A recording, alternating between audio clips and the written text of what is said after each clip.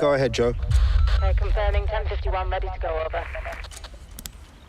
Bravo Delta 50 to Bravo Delta 60. Are you ready to roll up? Yes, ready. Receive. Let's go, Joe. Let's go. Yep. Yeah. You see a swan glide gracefully across the water, but its legs are flapping like mad. And that is basically what each one of these episodes are. Yeah, let's make the call. Let's go.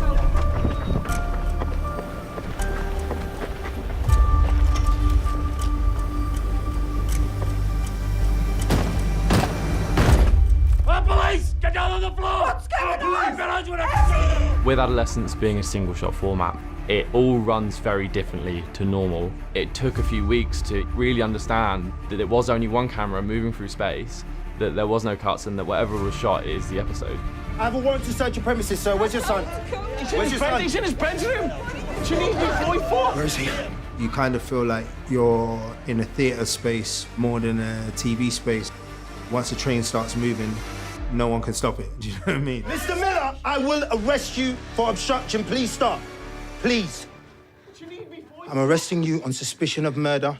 Do you understand? Dad, I haven't done anything! Adolescence is not a whodunit, it's a whydunit. How did this boy end up in this place? Your son, he's been arrested on suspicion of murder. And this started with a phone call from Stephen saying, how do we tell that story in 4 one-hour shots? I always wanted to tell a tale over a long time span, but not do it the way normal chronological stories work. Jay! Don't say nothing! That was the idea of spanning it across 13 months, but dipping in and out. Dad! And so we quickly worked out we're going to do the arrest, we're going to do school, then we're going to spend some time with Jamie, and then we're going to spend some time with the family. Episode 1 is looking at a particular situation and trying to be as impartial as possible. Excuse me. Dad, can you tell me when we can see my son? Not long, Mr. Miller, all right. It could happen to anybody, you know what I mean? We thought it'd be interesting to shine a light on the devastation that causes, you know, the ripple effect that has on everybody. Did you do it? It's going to touch a nerve with a lot of different people, and it's important for us to represent in the right way and be accurate. He's a good kid. This wasn't about othering Jamie. Don't put this in the extraordinary. Make this feel like it could happen to you, because that is the reality of what is happening in our world. I'll be by your side all the way through it, all right? Okay? Okay. We wanted the audience to be thinking, there's no way he's done this. This kid couldn't do that. So for him to see this act committed by his boy, he's poleaxed. And his life from that moment on will never be the same again. What have you done?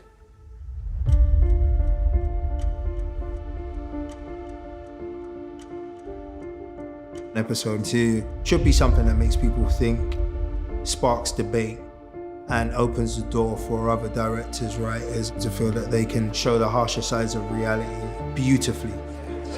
Oi! Ryan! What have you done?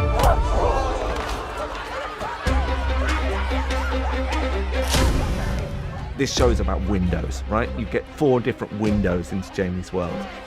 But it was working out where the windows were best placed so that we could understand him. Episode 2 is kind of like piecing it together within the school and seeing how kind of social media can affect our children these days. What's up? It's not going well because you're not getting it. What am I not getting? You're not reading what they're doing, what's happening. What are you talking about? The theme of the show is reality. The youngsters don't live in a blinkered world where they don't know that these things happen. Look, man, these kids are fucking impossible. I mean, what am I supposed to do? There's 300 kids, as well as all of the teachers, all the chaperones that are being led around by lots of dressed-in ADs. So it's got to be really meticulously planned out. You're going to get instructions from the cast teachers to get back in line. Do not listen to them.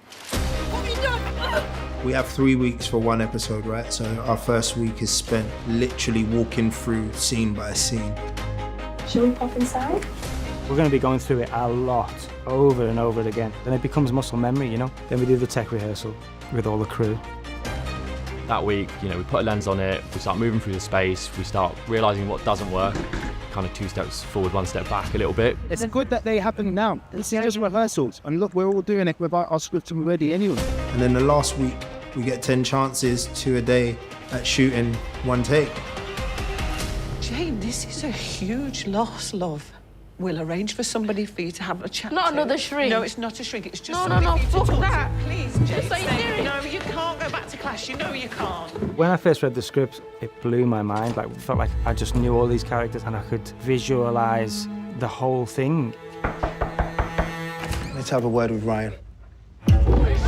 The collaboration on this show, a lot of it was technical, but the surprising thing was using technical to free us. Action! I'd written in this chase sequence, and this chase sequence took Bascom and this boy beside the murder site, and then the camera was going to travel back on its own back to the school.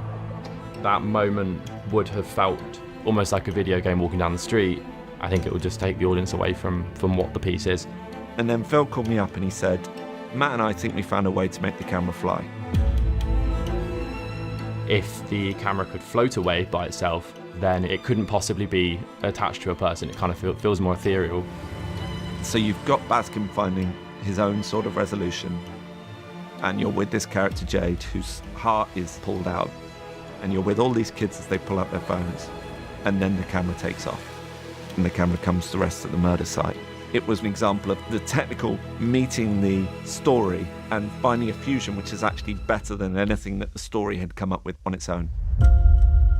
What Jack Thorne is so brilliant at is being so brutal and so human. That's the crux of this episode, and probably the whole series, is how interesting it is what people present versus what's within. I always wanted episode 3 to be a wonderful two-hander. It's a Jack Thorne beautiful masterpiece. Hi, Jamie. Go, go, go. It was nerve-wracking reading episode 3 and then realising, oh, we need to cast a 13-year-old lad who can really, like, go on a journey emotionally. Who looks extremely innocent and looks like a vulnerable, afraid young boy. We haven't finished. Because of schedule needs, we had to start with episode 3, which I was very nervous about because that's an hour-long script for a young actor to learn, acting opposite Erin Doherty. Do it quick, what was that? That rehearsal week, you're constantly asking yourself, can he get there? As soon as you lose that eye contact, all the power's gone. You'll be giving him notes and he's just looking at you like that look. He's giving you that look and I'm like, is he listening to me? Look out! Fucking want to sit down! You do not tell me when to sit down! Get that in that fucking little head of yours! And then he'll go and do a take. Every single note will be nailed. It was a combination of 2 voices in the room for him. It was Phil, who's so gentle, and it was Erin. I need you to sit down. Just so well written that it kind of requires you to just be there. We're just surrendering to the script and each other. Something happened between the 2 of them, and it just took Owen into another place and took Jamie into another place. And actually, it was the best start we could have made for him. That night, I didn't touch her. I could have touched her, but I didn't. I had a knife. She was scared, but I didn't do that. I could have touched any part of her body I wanted to, I really wanted to, but I didn't. Most boys would have touched her. What's so heartbreaking for Bryony at the end, you witness her have to let go of everything she's wanted this boy to be. What did you think about me then? Okay. And all these thoughts kind of come into her mind, and it's kind of symbolised through this sandwich. The person that she was when she entered the room, who was making the offer, to then the person who won't even touch it. It's just such a great thing to play. We always see the perspective of the victim's family, which is rightly so, do you know what I mean? Of course we should. And with episode 4, I wanted to have a look at the impact it has upon the family of the boy who has committed the act. All right, nonce. Hey! Hey! Hey! All right, nonce. Did you see that to my phone? Did you? It was really important to Stephen that this wasn't a show that made easy answers. The one thing he said to me right at the beginning was, we can't blame the parents.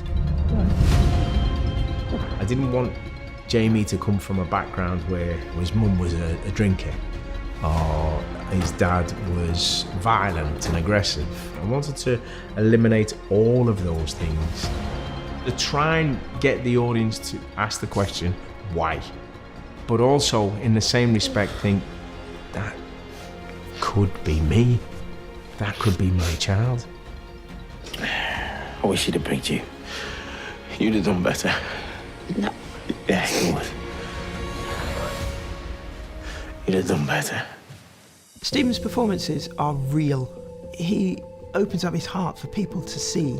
He knows exactly what he wants. Well done, that was, yeah. That was fantastic. I love working with him. He's just incredible. He's passionate. Stephen is an instinctive leader. He's someone that just you kind of flock to. There was a feeling of a gang on this show. Everyone was excited about what we were doing. Ready? Okay. Gonna do a take. Let's go.